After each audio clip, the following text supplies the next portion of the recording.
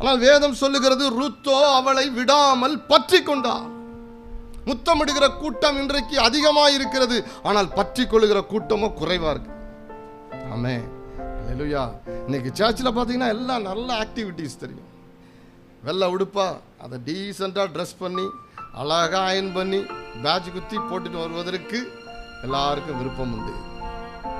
Keyboard வாசிக்க சொன்னீங்கன்னா பையன் அழகாக கீபோர்டு வாசிப்பான். கிட்டார் வாசிக்க சொன்னீங்கன்னா கிட்டார் வாசிப்பான். பாட்டு பாட சொல்றீங்களா அற்புதமாக பாட்டு பாடும். எம்சி பண்ண சொன்னீங்கன்னா நல்லா செய்வான், எல்லாம் செய்வான்.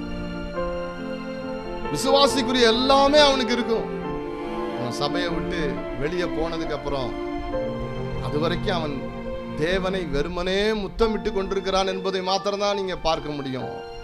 சபையினுடைய வளாகத்தை விட்டு வெளியே போனதுக்கு பிற்பாடு அவன் வேறு மனுஷனா மாறிடுவான். அவன் தேவனை பற்றி கொள்ளுகிற ஒரு வாழ்க்கை இருக்காது. ஆமென். சபைக்குள்ளே மாத்திரம் அவன் பரிசுத்தவான், சபைக்குள்ளே மாத்திரம் தேவனை முத்தமிடுகிற ஆராதிக்கிற தேவனை தொழுது கொள்ளுகிற ஒரு மனுஷன். ஆனால் சபைக்கு வெளியே போய்விட்ட பின்போ அவன் தேவனை பற்றி கொள்ளுகிறதிலே அவனுக்கு உறுதியற்றவனா இருப்பான். ரூத்தை போன்ற விசுவாசிகளை கர்த்தர் நாட்களிலே தேடுகிறார். ஆனால் இன்றைக்கு ஓர்பாலை போன்ற விசுவாசிகளினால் சபை நிறைந்திருக்கு. ஆமென். கமிட்மெண்ட், அந்த அர்ப்பணிப்பு, அந்த உறுதி தேவன் அவர்களை உயர்த்துகிறது. அல்லேலூயா.